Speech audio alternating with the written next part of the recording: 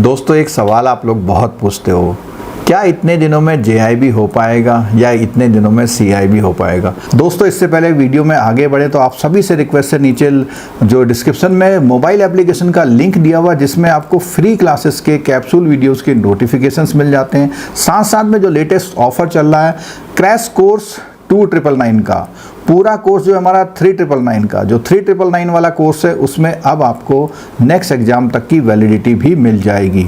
लेकिन जो crash course है वो 2999 का है, इसमें आपको इतने दिनों के लिए एमसीक्यू मिल जाएंगे, लाइव क्लासेस मिल जाएगी, रिकॉर्डेड जो हमारे पुरानी क्लासेस के रिकॉर्डेड लेक्चर्स है वो भी यहाँ पर अवेलेबल हो जाएंगे। हेलो, आज का ये वीडियो एथिक्स पर होगा। एथिक्स हमारे लिए क्यों इंपॉर्टेंट है? आपको पता है कि बैंकिंग इंडस्ट्री सारी विश्वास पे चलती है और विश्वास पे चलने के साथ साथ हमारे साथ एक प्रॉब्लम ये भी है कि हमें बिजनेस भी करना है। तो बिजनेस और एथिक्स की जो वैल्यूज हैं उनको कंबाइन करके एक अच्छा बैंकर बनना, अच्छा बिजनेस करना जरूरी है। और उन सब के लिए हमें जो एथिक्स के प्रिंसिपल्स, प्रैक्टिसेस या थ्योरीज हैं या जो पीछे पास्ट में कुछ केसेस हुए हैं उनको जानना बहुत जरूरी है। तो आज का ये टॉपिक शुरू होता है एथिक्स। इस एथिक्स में कुछ बातें मैंने लिखी है। देखिए, सबसे पहले क्या है, एथिक्स में दो बात आती है, ethics and values. Ethics and value. और एथिक्स की बात करें तो बिजनेस एथिक्स। तो एथिक्स कई तरह का होता है। जैसे आपने सुना होगा एथिकल हैकर होते हैं। तो एथिकल हैकर क्या करते हैं, पुलिस या रॉ या जो इंटेलिजेंस गवर्नमेंट की एजेंसी होती है उनके लिए हैकिंग करते हैं, तो उनके भी अपने एथिक्स हो गए। तो यहां हम बात कर रहे हैं कौन से एथिक्स की? बिजनेस एथिक्स की। क्यों? क्योंकि बैंकिंग एक बिजनेस इंडस्ट्री में। ठीक है। दूसरा बात आती है कि बिजनेस एथिक्स अगर होंगे तो उसकी निश्चित रूप से क्या होंगे, उसके कुछ अपने प्रिंसिपल होंगे और उन प्रिंसिपल के साथ अपनी कुछ प्रैक्टिस होगी। जैसे हम लोग जो पीवी पहला पेपर है फर्स्ट वाला आपका, उसमें बोलते हैं principal and practices of banking. तो प्रिंसिपल है कुछ, लेकिन उसके अलावा प्रैक्टिसेस भी कुछ वैल्यू करती है जो पूरे प्रिंसिपल्स को थोड़ा बहुत डेविएट करके चलती रहती है।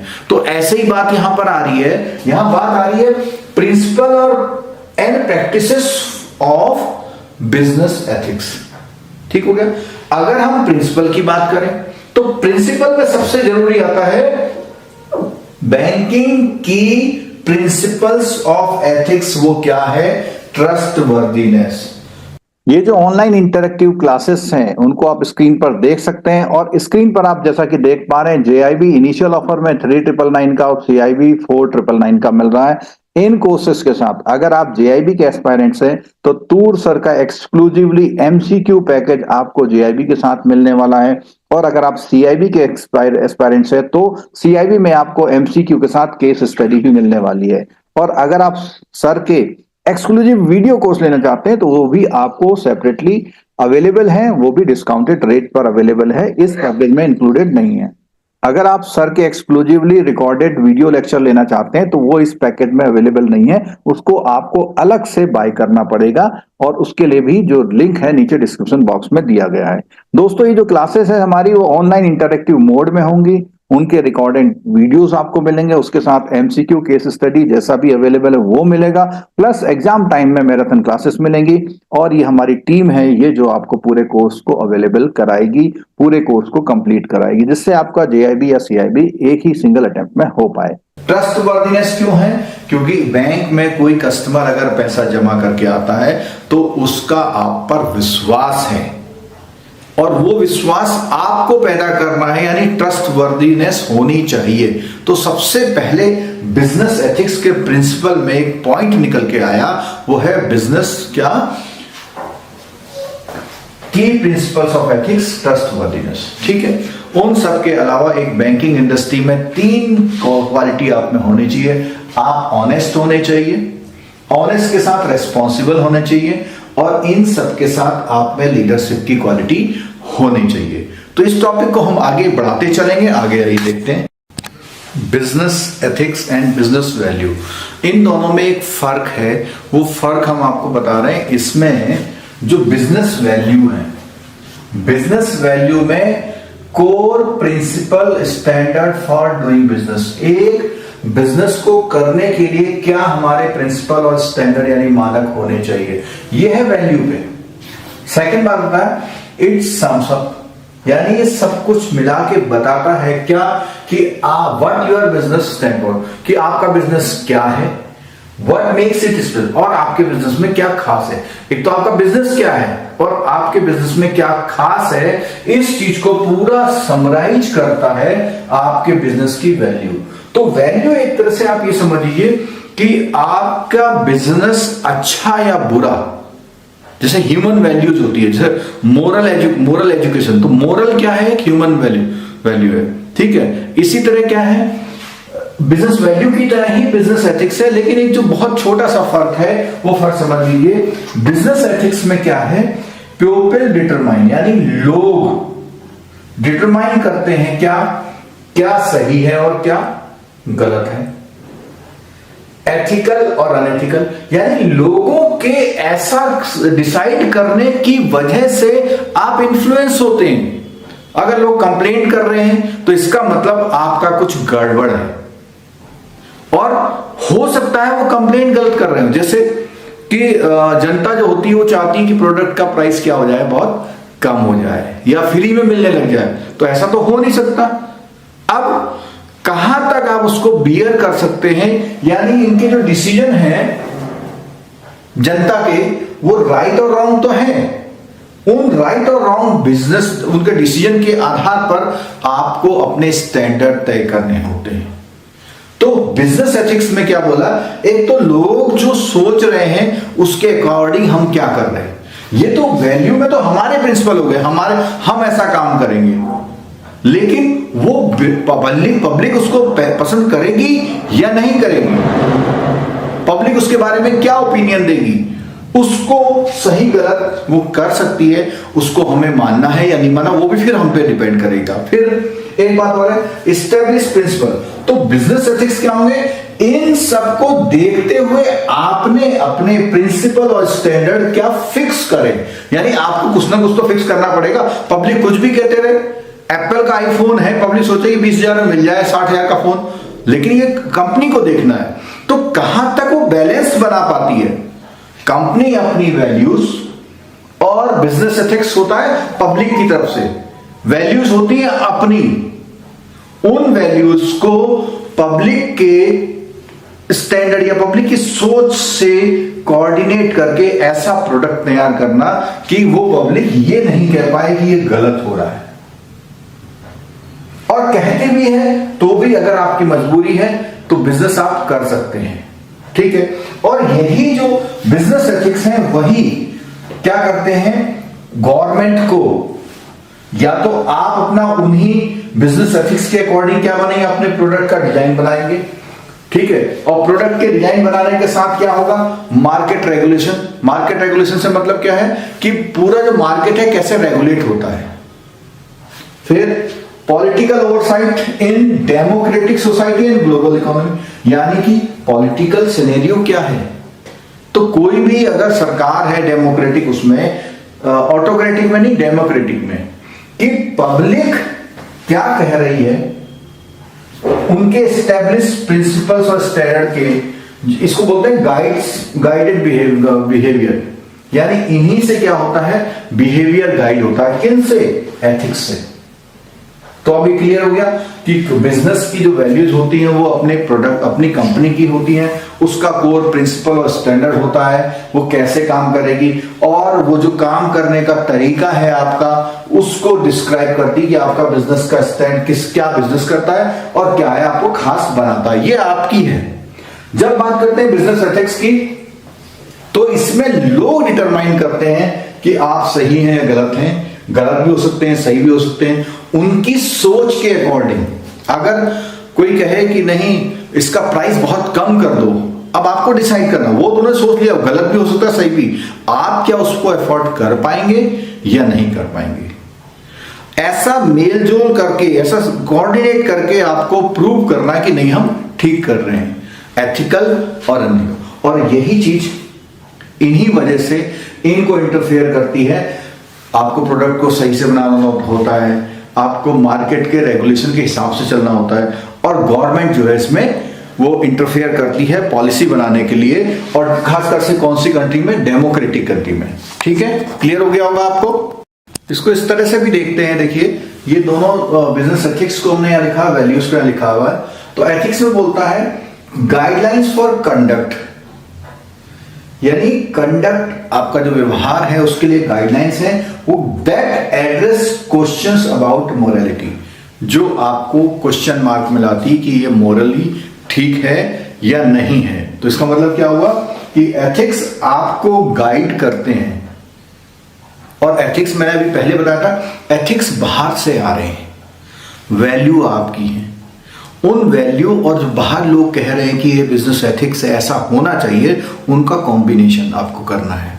ठीक है, तो यहां क्या बोला हमने कि business ethics guidelines for conduct that addresses questions about morality, आपको क्वेश्चन मार्क करते हैं, क्वेश्चन करते हैं बिजनेस एथिक्स। वैल्यू में होता है कि ये आपके प्रिंसिपल आइडियल्स को डिफाइन करता है, बिल्कुल ठीक है, और उनसे क्या होती है, हेल्प मिलती है। अगर आपने अपने प्रिंसिपल आइडियल्स बनाए हैं, यानी आपने कुछ वैल्यूज बना रखी हैं, उनसे आपको हेल्प मिलेगी जजमेंट करने में। क्या जजमेंट करने में, व्हाट इज मोर इंपॉर्टेंट, क्या आपका ज्यादा इंपॉर्टेंट है, वो आप डिसाइड कर पाएंगे अपनी वैल्यूज के अकॉर्डिंग। सेकंड पॉइंट पे आते हैं। सेकंड पॉइंट बोलता है मोर प्रिंसिपल सिस्टम है, मोर प्रिंसिपल सिस्टम। इधर कहता है इंक्लूड थिंकिंग। देखो इसमें क्या है, एक सिस्टम की बात कर दी, यहां आपको सोचना पड़ रहा है। इंक्लूड थिंकिंग, तो बिजनेस वैल्यूज में आपकी थिंकिंग इन्वॉल्व होती है। थर्ड पॉइंट आया मोरली, ये राइट और रॉन्ग ना बोल के हम उसको बोलते हैं करेक्ट और इनकरेक्ट, क्या सही क्या गलत। तो मोरली बिजनेस एथिक्स डिसाइड करते हैं कि मोरली क्या चीज सही है और क्या चीज गलत है। यहीं पे बिजनेस वैल्यू की बात करें तो क्या बोलता है, what we want to do और अचीव। यहां बोला सही गलत मोरली, यहां हमसे कह रहा है, बिजनेस वैल्यू हमको कहती है कि हम क्या करना चाहते हैं और क्या अचीव करना चाहते हैं, ये हमारी वैल्यूज पे रहेगा डिफाइन। ठीक है, नेक्स्ट पॉइंट है इसमें राइट रॉन्गनेस का इवोल्यूशन करती है क्या, बिजनेस एथिक्स। तो फिर वही बात आई, कौन इवोल्यूट करेगा, बाहर से हुआ इवोल्यूट। बिजनेस एथिक्स में सही की और गलत की पहचान करने के बाद वो कितना गलत और कितना सही है, ये भी एक स्केल हो गया इसमें। तो ये बिजनेस एथिक्स में आया।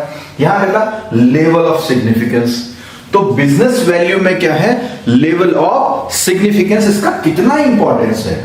यहां कह रहा कितना सही कितना गलत, और यहां क्या है कि आप अपने लिए कितना इसको सिग्निफिकेंटली, किस लेवल तक सिग्निफिकेंट करके उसको आप ले। बिजनेस एथिक्स के बारे में कुछ मिथ्स हैं और कुछ रियलिटी। मिथ्स माने लोग ऐसा सोचते हैं मानते हैं, रियलिटी क्या है उसका चेक है कि वास्तव में वो है या नहीं है। तो इसके 7 पॉइंट आपकी बुक में दे रखे, उन 7 पॉइंट को एक एक को लेके हम एक्सप्लेन करेंगे। अगर आप ध्यान से सुनते हैं तो जरूर एग्जाम तक याद रहेगा आपको। तो पहला पॉइंट हमारा दिया हुआ है business ethics modify peoples behaviour, यानी इन्होंने कहा कि बिजनेस एथिक्स क्या काम है कि लोगों के बिहेवियर को मॉडिफाई करना, बिल्कुल नहीं।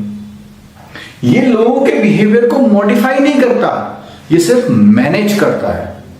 मैनेज करने का मतलब आपके मन में चोरी करने का है, लेकिन जो चोरी नहीं हो पा रही है उसके एथिकल एनवायरनमेंट के कारण।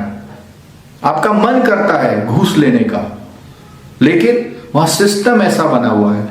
तो इसका मतलब क्या हुआ, जो ऑर्गेनाइजेशन के या सोसाइटी के बिजनेस एथिक्स हैं, जैसे आपने देखा होगा छोटा बच्चा है, छोटी मोटी चोरी कर लेता है, कुछ कर लेता है, लेकिन जब उसे यह डर लगता है कि लोग उसे चोर कहेंगे, जैसे हमने पहले ही बताया कि बिजनेस एथिक्स एनवायरनमेंट से आपको डिसाइड करवा रहा है। आपके अंदर क्या है उसको मॉडिफाई नहीं कर सकता, सिर्फ मैनेज कर रहा है। जो है वो तो है, लेकिन वो सिर्फ मैनेज करने का काम करता है। और कई बार इसमें यह प्रॉब्लम भी आती है कि एक इंडिविजुअल के एथिक्स अलग हो सकते हैं और ऑर्गेनाइजेशन के बिजनेस एथिक्स अलग हो सकते हैं या बिजनेस के एनवायरनमेंट के एथिक्स अलग हो सकते हैं, तो उनको कॉम्बिनेशन को भी वो एडजस्ट करता है। तो क्या बात हुई, यहां मॉडिफाई नहीं करता, केवल क्या करता है, मैनेज करता है। ठीक हो गया, तो ये मेरे ख्याल से क्लियर हो गया आपको ये वाला पॉइंट। अब हम दूसरा लेते हैं, human resources are already trained. ऐसा माना जाता है, मिथ है, ऐसा लगता है जो भी ह्यूमन रिसोर्स आपने लिया है वो क्या ट्रेंड है, लेकिन जब वो वर्किंग एनवायरनमेंट में या बिजनेस में किसी ऐसी पोजीशन में पहुंचता है जिसको हम डिलेमा बोलते हैं कि आगे क्या करें या क्या ना करें, वहां पर जो बिजनेस के एथिक्स हैं या ऑर्गेनाइजेशन के एथिक्स हैं उसके अकॉर्डिंग उसको काम करना पड़ता है। तो अगर आपके बिजनेस एथिक्स नहीं है पहले से तो वो जो चाहे डिसाइड कर ले, लेकिन अगर बिजनेस एथिक्स आपके बने हुए हैं तो वो क्या करेगा, उनके अकॉर्डिंग अपने डिसीजन को लेगा। वो गलत है या सही, क्योंकि उसको बिजनेस एथिक्स जो ऑर्गेनाइजेशन का है उसके अकॉर्डिंग काम करना। तो ये बात क्लियर हो गई, क्या है, human resources are already trained, ऐसा नहीं होता, वो ट्रेंड नहीं होते, लेकिन बिजनेस जो ऑर्गेनाइजेशन का बिजनेस एथिक्स है उसके अकॉर्डिंग उनको डिसीजन लेना होता है। नेक्स्ट पॉइंट है, business ethics are privileges of philosophers and theologian. यानी ये केवल क्या फिलोसफर लोग ही कर सकते हैं, नहीं, ऐसा नहीं है। अगर बिजनेस एथिक्स हैं आपके मतलब एनवायरनमेंट में बिजनेस एथिक्स हैं तो वो आपको सोचने पर मजबूर कर देंगे, चाहे आप कोई फिलोसफर या थियोलॉजियन हैं या नहीं है। तो फिर वो इंपॉर्टेंस आ गई, क्या इंपॉर्टेंस आई कि बिजनेस एथिक्स आपकी फिलॉसफी को की जरूरत नहीं है, उसको वो अपने आप में उनके अकॉर्डिंग आपको कन्वर्ट करना है, चाहे आप एक फिलोसफर या थियोलॉजियन हैं या नहीं है। अगला पॉइंट है, nothing novel about business ethics. तो बिजनेस एथिक्स के बारे में बोलता है कि ऐसा लगता है कि हम लोगों को सब कुछ पहले से आता है, ऐसा बिल्कुल नहीं है। अगर आपके बिजनेस वैल्यूज और एथिक्स हैं, उन्हीं के अकॉर्डिंग आप डिसाइड करते हैं, तो कहने का मतलब हो गया कि आप सब कुछ पहले से नहीं जानते। सब कुछ डिपेंड करता है कि बिजनेस एथिक्स क्या है और आपके वैल्यू क्या है, किसकी, ऑर्गेनाइजेशन की, जहां पर आप वर्क करते हैं। अगला पॉइंट है, गुड गाइज सरमोनाइजिंग बैड गाइज। तो इसका मतलब बताते हैं आप, इसका मतलब होता है उपदेश देना या प्रवचन देना। तो जिनका बिजनेस एथिकल्स वैल्यू ज्यादा होती हैं तो उनको यहाँ पे अच्छा बोला गया है। तो वो हमेशा बुरे लोगों को, यानी इनकी ethical value, business ethical value क्या होती है, कम होती हैं, उनको क्या बोला गया है, बुरा बोला गया। तो हमेशा क्या होता है, वो लोग उनको उपदेश देते हैं, भाई ऐसा नहीं करना चाहिए, ये है, ऐसा है, वैसा है, ठीक है। अब लेकिन यहाँ पे एक प्रॉब्लम और है कि जो लोग हाई या गुड वैल्यू वाले लोग हैं, गुड गाइज बोला हुआ इसमें, तो हाई एथिकल वैल्यू वाले लोग जो होते हैं वो हमेशा स्ट्रेस में भी रहते हैं कि जैसा मैं कर रहा हूं वैसा वो होगा या नहीं होगा। तो बिजनेस मैनेजमेंट में वो मैनेजर जो होते हैं गुड एथिकल वैल्यू के लिए होते हैं, उनके लिए एक क्या है कि प्रॉब्लम भी है, उनको हमेशा इस तरह की डिस्ट्रेस रहती है कि ये बात होगी या नहीं होगी। लेकिन ये ऐसा बोला गया है कि वो उपदेश देते हैं, ऐसा नहीं है, उपदेश नहीं देते, ये उनका बिजनेस एथिकल को फॉलो कराने का एक प्रेशर होता है जिसकी वजह से वो अपने जूनियर्स को ऐसा कहते हैं। नेक्स्ट पॉइंट है, ethics can not be managed. ऊपर भी हमने बताया था कि एथिक्स को हम लोग मॉडिफाई नहीं कर सकते, मैनेज कर सकते हैं। तो यहां ये बोला कि नहीं मैनेज होता, नहीं, वो कह रहा है कि एथिक्स को हम मैनेज कर सकते हैं और वो मैनेजमेंट कभी कभी बहुत अच्छा और कभी कभी थोड़ा खराब भी हो सकता है। लेकिन यहां रियलिटी ये है, ये जो कैन नॉट लिखा हुआ है, कैन नॉट की जगह होगा कैन बी टोटली मैनेज्ड भी हो सकता है। ठीक हो गया। लास्ट पॉइंट है, often deemed as social responsibility. तो ऐसा माना जाता है कि जो बिजनेस एथिक्स है वो सोशल रिस्पॉन्सिबिलिटी है। तो आप लोगों ने CSR का नाम सुना होगा, कॉर्पोरेट सोशल रिस्पॉन्सिबिलिटी। तो कॉर्पोरेट सोशल रिस्पॉन्सिबिलिटी जो है सोसाइटी से कनेक्ट तो करती है, एक काम हो गया, लेकिन वर्क प्लेस पे एथिक्स दूसरा काम हो गया। इसका मतलब ये हुआ कि वो केवल सोशल रिस्पॉन्सिबिलिटी नहीं है, वो एथिक्स की बात आएगी केवल सोसाइटी से ही मतलब नहीं है, वर्क प्लेस के भी एथिक्स होते हैं। तो उन दोनों को मिला करके हमारे एथिक्स बनते हैं, केवल इसको हम सोशल रेस्पॉन्सिबिलिटी नहीं बोल सकते। तो इस तरह से हमारे सातों पॉइंट कवर होते हैं जिसमें मिथ वर्सेस रियलिटी को समझाया गया है। अगर बिजनेस एथिक्स की डेफिनेशन की बात करी जाए तो इसकी जो डेफिनेशन है, एडम स्मिथ जो एक इकोनॉमिस्ट हैं जिनको माइक्रो इकोनॉमिक्स का जन्मदाता भी कहते हैं, और माइक्रो इकोनॉमिक्स में उन्होंने कस्टमर के बिहेवियर यानी इंडिविजुअल लेवल पे जाके कॉरपोरेट का काम करने के तरीके, उनकी रिसर्च, उनकी जो है एक बुक भी है वेल्थ ऑफ नेशन, उनकी डेफिनेशन भी वेल्थ पे कही जाती है। तो ये कैपिटलिस्ट इकोनॉमी के वो प्रमोटर रहे हैं, उनको समर्थक रहे हैं। उन्होंने जो एक डेफिनेशन दी है बिजनेस एथिक्स की, उसके अकॉर्डिंग कुछ की पॉइंट मैंने यहाँ बोर्ड पे लिखे हुए, वो देखिए आप। पहला पॉइंट है, उन्होंने कहा कि कस्टमर और इंडस्ट्री ये दोनों इंटरलिंक्ड हैं, को एग्जिस्ट करती हैं। कस्टमर होगा तो इंडस्ट्री होगा, और इंडस्ट्री होगी तो ही कस्टमर होगा। तो ये जो उन्होंने पहला पॉइंट दिया एडम स्मिथ ने, वो ये कहा कि कस्टमर और इंडस्ट्री जो है को एग्जिस्ट करती है। और उन्होंने बोला कि जो एथिक्स में इन्वॉल्व होते हैं कौन कौन लोग, इंटरनल कस्टमर और एक्सटर्नल कस्टमर। तो इंटरनल कस्टमर तो एम्प्लॉय होता है, एक्सटर्नल कस्टमर की बात करें तो उसमें बाहर का कस्टमर, उसका इन्वेस्टर और उसका लेंडर। इन्वेस्टर और लेंडर में फर्क समझ लीजिए। इन्वेस्टर वो होता है जो कैपिटल की तरह पैसा लगाता है, लेंडर वो होता है जो इस कंपनी को पैसा देता है उधार, जो समय पर वापस लेता है। तो एथिक्स इन्वॉल्व होता है किन लोगों में, इंटरनल कस्टमर यानी एम्प्लॉय और एक्सटर्नल कस्टमर में, ठीक है। उसके बाद उन्होंने एक बात बोली कि एथिक्स जो है स्प्रेड आउट होता है इंटर कॉर्पोरेट रिलेशनशिप, यानी एथिक्स से ही इंटर कॉर्पोरेट रिलेशनशिप डेवलप होते हैं। अगला पॉइंट उन्होंने बोला जो ऑर्गेनाइजेशन है must be protect, organisation must be protect. क्या करना चाहिए, उन्होंने किन लोगों को प्रोटेक्ट करना चाहिए, उसको internal as well as external दोनों कस्टमरों को प्रोटेक्ट करना चाहिए। किसको, ऑर्गेनाइजेशन को। अगर ऑर्गेनाइजेशन इंटरनल और एक्सटर्नल दोनों को प्रोटेक्ट करते हुए एथिकल काम करेगा तो वो आगे लॉन्ग रन में जाएगा। एक बात उन्होंने और बोली कि वो ये जो प्रोटेक्ट करेगा, उनके इंटरेस्ट प्रोटेक्ट करेगा, वो कैसे कर सकता है। कोई भी ऑर्गेनाइजेशन अगर अपने एम्प्लॉय या कस्टमर पे कुछ उनको उनके इंटरेस्ट को केयर कर रहा है, उसके लिए उसको कॉर्पोरेट गवर्नेंस सिस्टम बनाना पड़ेगा। कॉर्पोरेट गवर्नेंस सिस्टम क्या होता है, जैसे आपने देखा होगा कि कोई भी काम करने का तरीका उसको बोलते हैं गवर्नेंस, और कॉर्पोरेट गवर्नेंस सिस्टम का मतलब है कि कॉर्पोरेट का एक काम करने का तरीका। आपने सुना होगा ई गवर्नेंस, तो ई गवर्नेंस में क्या होता है कि जितना भी काम आप ई मोड से कर रहे हैं तो उसको क्या बोलते हैं, ई गवर्नेंस। सोसाइटी एक बिजनेस के थ्रू चलती है। बिजनेस का मतलब केवल प्रॉफिट से मतलब नहीं होता, बिजनेस का मतलब नॉन प्रॉफिटेबल बिजनेस भी होते हैं। बिजनेस का मतलब लिंक्ड, तो सोसाइटी लिंक्ड होती है, और सोसाइटी जो लिंक्ड होती है उसी सोसाइटी के अंदर बिजनेस फर्म काम करती हैं, और वो बिजनेस फर्म आपस में लिंक होके, सोसाइटी से लिंक होके, ये सब चीजें मिल करके काम करती हैं। तो इसीलिए बार बार हम जब बोल रहे हैं कि लोगों की ओपिनियन करेक्ट और इनकरेक्ट वाली भी मैटर करती है।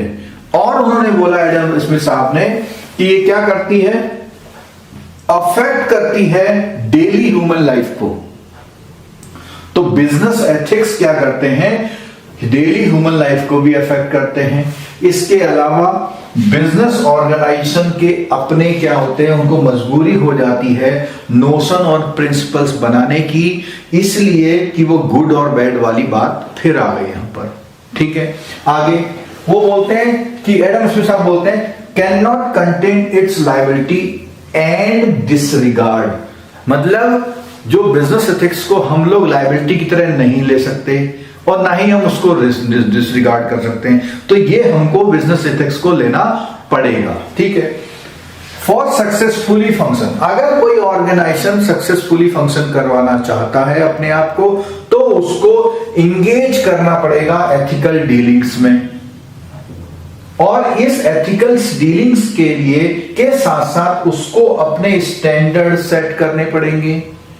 और डीलिंग विद एथनिसिटी, ये सारी चीजें जब करेगा तभी वो सक्सेसफुली फंक्शन कर पाएगा। तो बिजनेस एथिक्स के बारे में एडम स्मिथ साहब ने इतनी बातें बताई हैं। चलिए बात करते हैं प्रिंसिपल ऑफ बिजनेस एथिक्स के।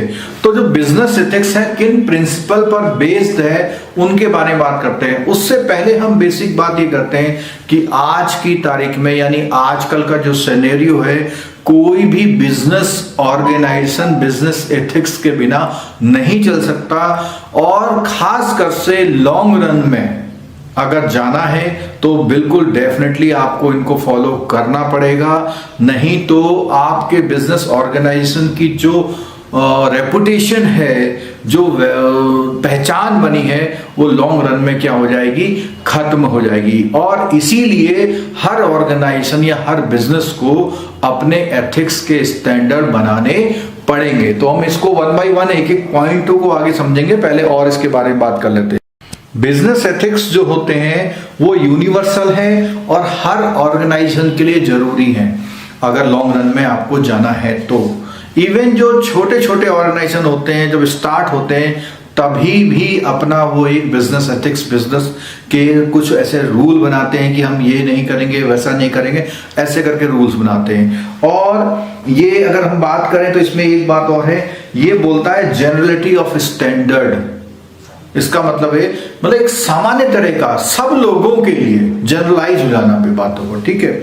आगे बोलता है कि जो भी फर्म है अगर उसे अपने अचीवमेंट पाने हैं तो उसे बिजनेस एथिक्स को एज ए टूल यूज करना पड़ेगा। तो इन सब बातों को लेकर के जो प्रिंसिपल्स हैं उनके 7 प्रिंसिपल्स बुक में डिफाइन है। 7 प्रिंसिपल कौन कौन से हैं, एक एक पे पहले थोड़ा सा मेमोराइज करेंगे। एक क्वेश्चन इसमें से जरूर आ सकता है एमसीक्यू में, 3 इनमें से लेगा, एक कोई और डाल देगा। जैसे सबसे पहले हम बात करते हैं किसकी, डिग्निटी। डिग्निटी होनी चाहिए। दूसरा बोलते हैं फेयरनेस।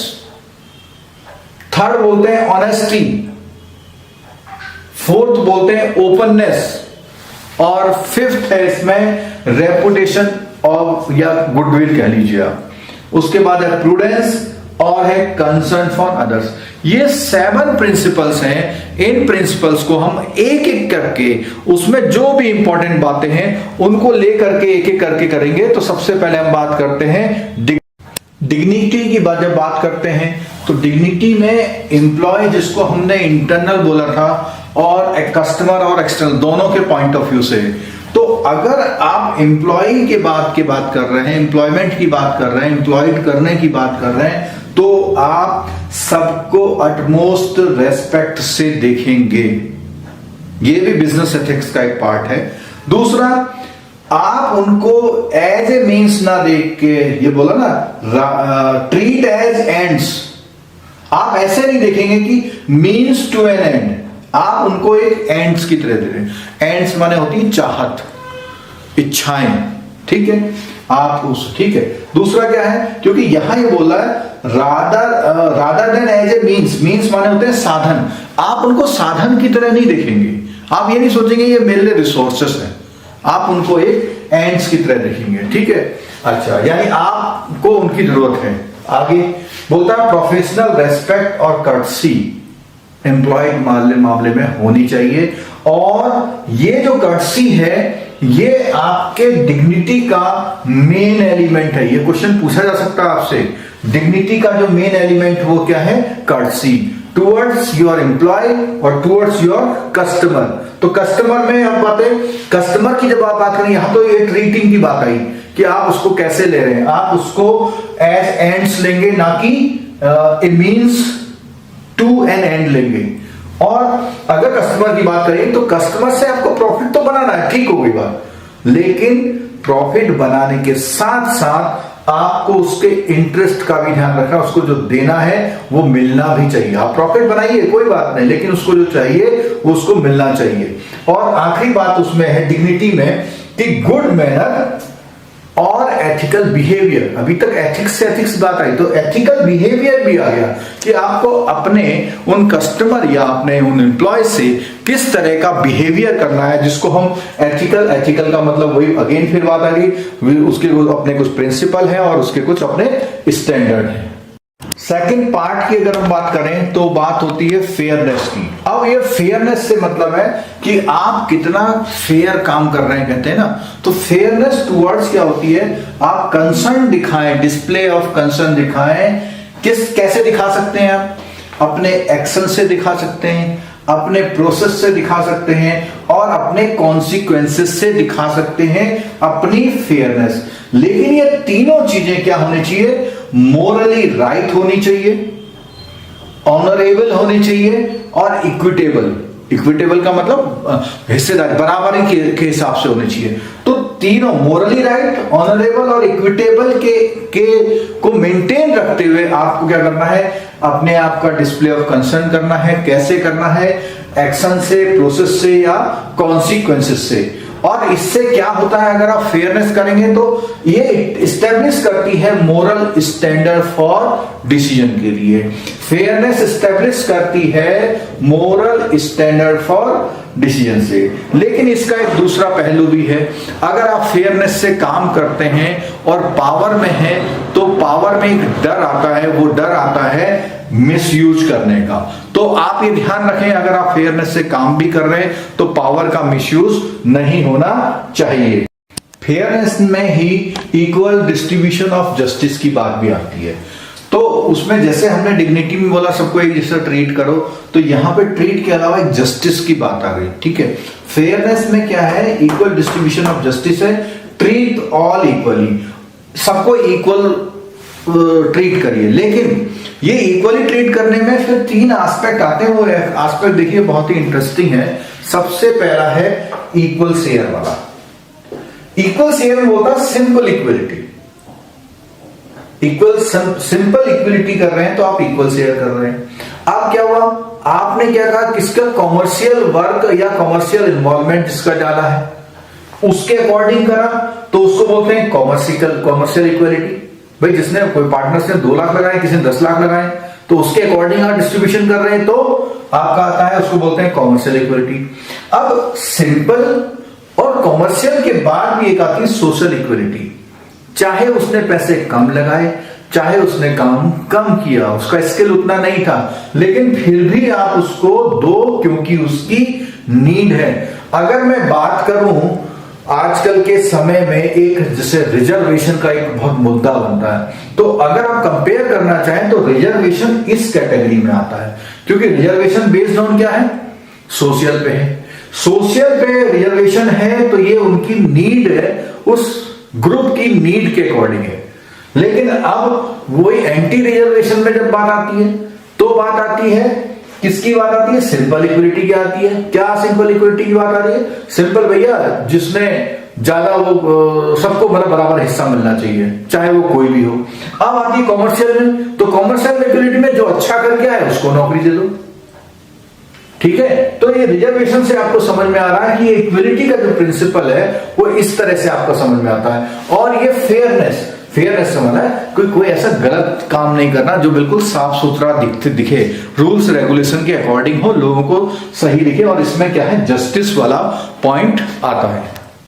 एक चीज और है इसमें, फेयर कंपटीशन, कि जो भी इंडस्ट्री है वो आपस में कंपटीशन जो करेंगी वो फेयर करेंगी। कोई ऐसा कंपटीशन नहीं करेगा कि किसी ने क्या है बिडिंग प्राइस रख दिया है, किसी ने प्राइस बिल्कुल अपना लोगों को खत्म करने के लिए बिल्कुल छोटा कर दिया, फ्री में देने लग गए, तो ऐसा भी नहीं करना है। क्योंकि बिजनेस एथिक्स में फेयरनेस होनी जरूरी है। आप जो भी वैल्यू रख रहे हैं वो एक्चुअल होनी चाहिए, उतनी वैल्यू।